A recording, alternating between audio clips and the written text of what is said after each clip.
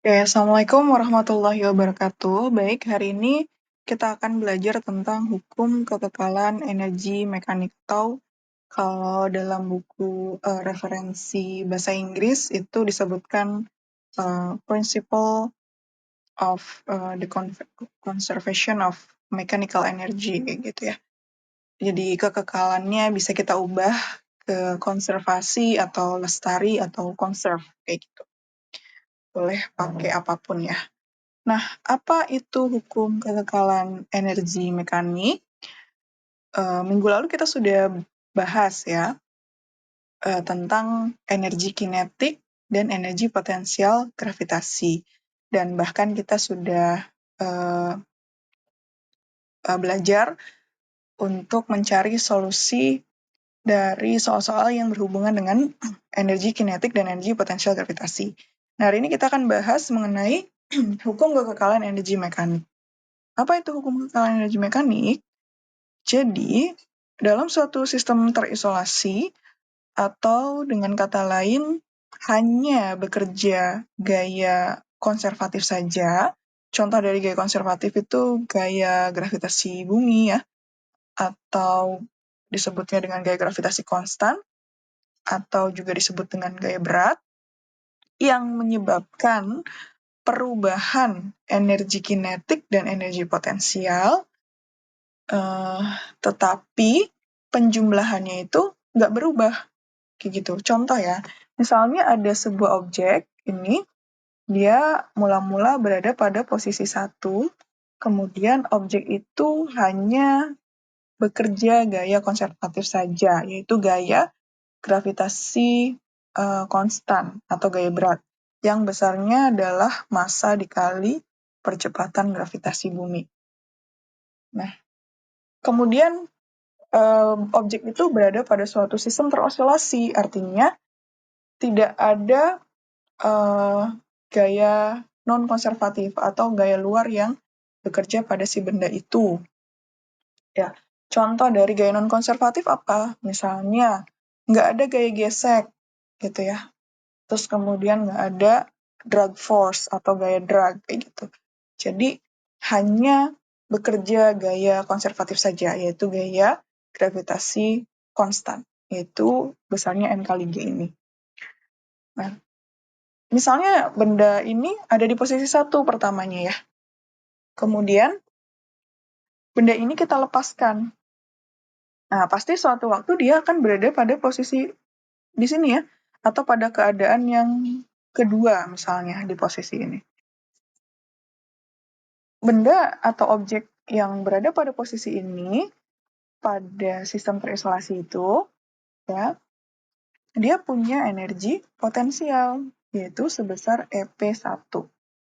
Ya, EP1. Besarnya berapa? Besarnya massa dikali percepatan gravitasi dikali ketinggian. Ya. Karena ini kita meninjau objek berada pada kondisi 1 atau pada posisi 1, maka H-nya juga H1. Nah, objek ini kita lepaskan tanpa kecepatan awal. Karena dilepaskan tanpa kecepatan awal, maka energi kinetiknya sama dengan 0 ya. Energi kinetik di keadaan 1 tadi disebutkan bahwa dia dilepaskan tanpa kecepatan awal. Artinya kan kecepatannya sama dengan 0. Kalau kecepatannya sama dengan 0, maka energi kinetiknya juga sama dengan 0 gitu ya. Kemudian ini dilepaskan, dia nyampe di posisi 2 nih, gitu, atau di keadaan 2. Maka energi potensial benda pada keadaan 2 itu akan berkurang ya, atau ada perubahan nih dari energi potensial benda atau objek di posisi 1 atau pada keadaan 1. Pasti akan berubah gitu.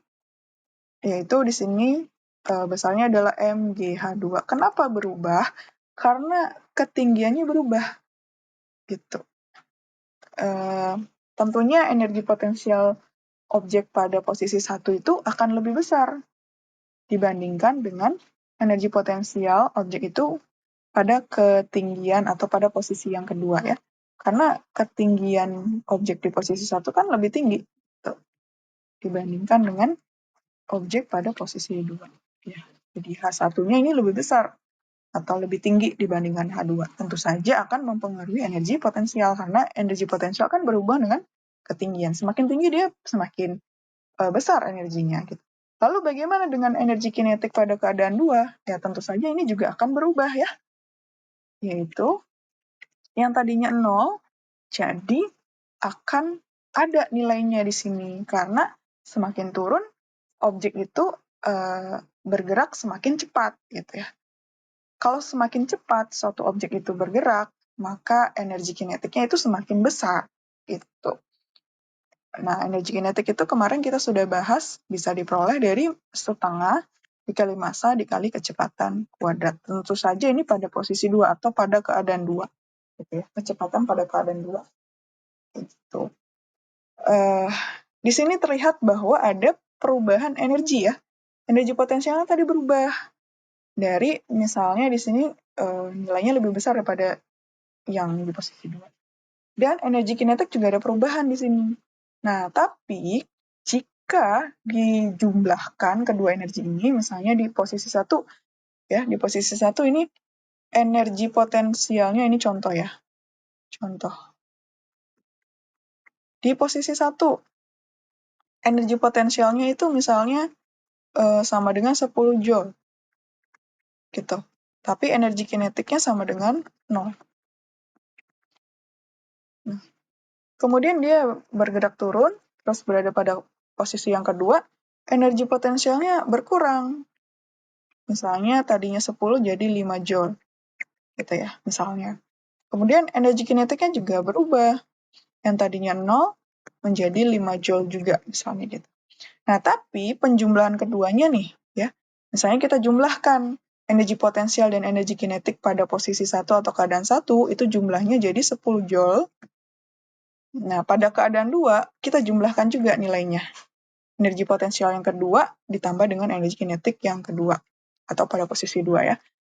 Nah, ini sama-sama 10 Joule. Nah, inilah yang disebut dengan hukum kekekalan energi mekanik ya. Jadi, jumlahnya itu, ya, jumlah dari energi potensial dan energi kinetik di setiap keadaan itu akan sama. Ya, meskipun ada perubahan energi potensialnya. Ya, ada perubahan besar dari energi potensial atau energi kinetiknya. Gitu. Tapi, kalau dijumlahkan itu tetap nilainya itu sama-sama 10. Contoh ya, misalnya kayak gitu. Nah, itu hukum kekekalan energi mekanik. Ya. Atau bisa kita simpulkan dengan suatu persamaan bahwa energi mekanik suatu benda ya, atau suatu objek pada sistem terisolasi artinya hanya bekerja gaya konservatif saja. Pada kasus ini adalah gaya konservatifnya adalah gaya berat atau disebut juga dengan gaya gravitasi konstan. Ya. Itu suatu objek ya tadi ya, pada posisi 1 itu akan sama dengan energi mekanik ya, suatu objek berada pada posisi 2 atau pada kondisi 2. Gitu. Ini bisa kita simpulkan dalam bentuk persamaannya seperti ini. Atau ini bisa kita uraikan lagi bahwa energi mekanik itu kan ya, energi mekanik itu kan penjumlahan dari energi potensial ditambah energi kinetik. Nah, yang ini nih, yang 10 Joule nih. Itu energi mekanik namanya ya. Karena penjumlahan dari energi potensial dan energi kinetik. Jadi di sini kalau kita uraikan, energi mekanik objek pada posisi 1 itu adalah energi kinetik kondisi pertama ditambah dengan energi potensial pada kondisi pertama. Itu sama dengan energi kinetik posisi kedua ditambah energi potensial di posisi yang kedua. Nah, kalau kita jabarkan lagi, misalnya ini kita uraikan lagi ya, energi kinetik tadi kita peroleh dari setengah M V kuadrat, di mana M-nya itu massa, V-nya itu kecepatan. Ya, tentu saja ini posisi 1, ya, ditambah dengan energi potensial pertama atau kondisi pertama, yaitu diperoleh dari M V H1. Nah, yang ini setengah M V2 ditambah MgH2. Nah, ini kesimpulan dari hukum kekekalan energi mekanik ya. Tapi dengan catatan tadi, ini sistemnya harus terisolasi atau disebutnya isolated system. Gitu. Apa itu isolated system? Ya, dia hanya bekerja gaya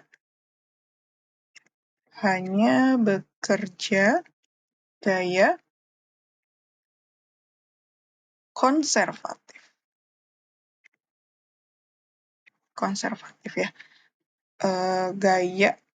Gaya konservatif. Dalam hal itu, contoh dari gaya konservatif adalah gaya gravitasi konstan namanya.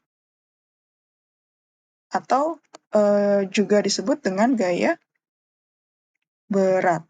Ya, gaya berat itu disimbolkan dengan W biasanya karena weight gitu.